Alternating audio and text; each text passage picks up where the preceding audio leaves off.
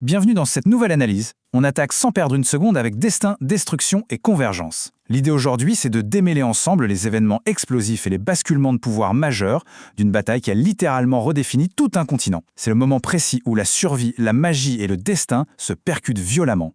Un continent en guerre, 3 destins entremêlés. On va voir comment les trajectoires complètement isolées d'un sorceleur, d'une princesse et d'une mage finissent par se croiser. Même avec le chaos de la guerre tout autour, la force de gravité du destin tire les ficelles pour réunir ces 3 figures centrales. La bataille de Monsodden qui n'est autre qu'un ultime rempart contre les forces nilfgaardiennes. Pour vraiment capter l'intensité de ce qui se joue, il faut plonger la tête la première au cœur des combats. Yennefer et un groupe de mages tentent de tenir le donjon. C'est le dernier barrage avant l'anéantissement des royaumes du Nord et la tension est juste à son comble. Et le déroulé est brutal. Tissaia tente la diplomatie mais se fait neutraliser direct par Fringilla. Vilgefortz affronte Cahir, se fait battre et finit jeté en bas d'une colline. Conséquence immédiate, les soldats nilfgaardiens commencent à envahir le fort. Ça montre bien la puissance écrasante de cet assaut. Les défenses magiques s'effondrent les unes après les autres. Mais au milieu de ce désastre, un traître se révèle. Et oui, les 2 visages d'un prétendu défenseur. C'est le point de bascule total. On se rend compte que la ligne de front a sauté, mais de l'intérieur. À gauche, on voit Vilgefortz qui se bat comme un lion contre le commandant ennemi. Mais regardez bien l'image de droite. Quand il reprend connaissance en bas de la colline, qu'est-ce qu'il fait ? Il repère un sorcier allié et l'assassine de sang-froid. C'est le coup de poignard dans le dos par excellence. Le vrai danger n'était pas seulement devant la porte. Face à ce carnage, Yennefer libère son pouvoir. C'est le climax ardent au donjon. Le fort est perdu, les alliés tombent comme des mouches. Il faut un sacrifice d'une ampleur monumentale pour espérer renverser la vapeur. On n'est plus du tout dans la stratégie militaire, on parle d'une démonstration de force élémentaire pure. Elle canalise littéralement un torrent de feu massif, anéantissant une grande partie de l'armée nilfgaardienne. L'échelle de cette magie est tout simplement hallucinante. Seule face à cette armée, elle lâche prise et engloutit tout le champ de bataille dans les flammes, sauvant ainsi les royaumes du Nord de la destruction totale. La question qui tue, mais où Yennefer a-t-elle bien pu passer ? Parce qu'après ce déluge de feu, c'est le silence radio, un paysage de cendres et plus aucune trace de la mage. Ça laisse un vide énorme et un mystère pesant.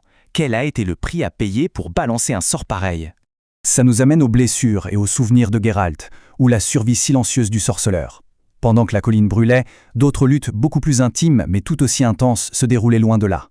Étape 1, Geralt défend un marchand contre des monstres. Étape 2, il finit gravement blessé et perd connaissance. Et étape 3, il se réveille plus tard sur la charrette de ce même marchand. Bref, notre sorceleur frôle la mort et se retrouve dans un état de vulnérabilité totale, ce qui contraste énormément avec l'image du guerrier invincible qu'on lui connaît. Petit rappel sur ce qu'est un sorceleur. C'est un guerrier créé en abandonnant un enfant pour le soumettre à des mutations atroces. Exactement ce que sa mère, Vicenna, lui a fait subir. Et dans son délire fiévreux à l'arrière de la charrette, toutes ces barrières psychologiques sautent. Ce traumatisme profond de l'abandon lui explose au visage, pile au moment où il s'apprête, sans le savoir, à retrouver son propre enfant surprise. Et justement, le destin converge dans la forêt. La rencontre tant attendue se prépare. De son côté, Ciri se réveille le matin au milieu des cadavres. Ambiance garantie pour commencer la journée. Mais le plus fou, c'est qu'elle est recueillie par la femme à qui elle avait volé à cheval plus tôt. Cette femme, sans poser de questions, l'emmène en sécurité dans sa ferme. Regardons la chronologie de cette journée hallucinante. Le matin, Ciri arrive à la ferme avec la femme. L'après-midi, la charrette de Geralt arrive exactement au même endroit, puisque le marchand blessé est le mari de cette femme. Et le soir, Geralt, alité, entend la femme parler de Ciri. Toutes les pièces du puzzle s'emboîtent enfin à la perfection. Comprenant ce qui se passe, Geralt s'enfonce dans la forêt et la rencontre a enfin lieu.